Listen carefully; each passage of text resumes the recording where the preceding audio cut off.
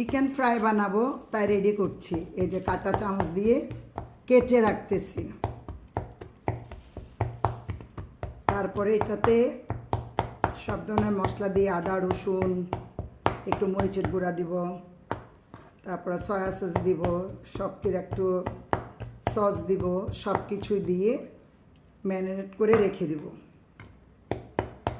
তারপরে খাওয়ার সময়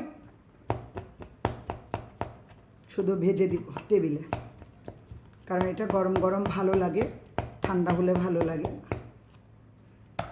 দেখেন কে আসতেছে, টেবিলের মধ্যে একজন আছে, আপনারা একটু পরে ওকে দেখতে পাবেন।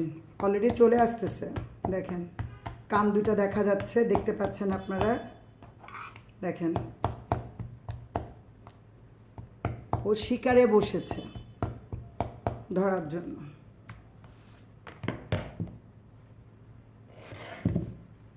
পাশে কিন্তু বসেই আছে টারজান।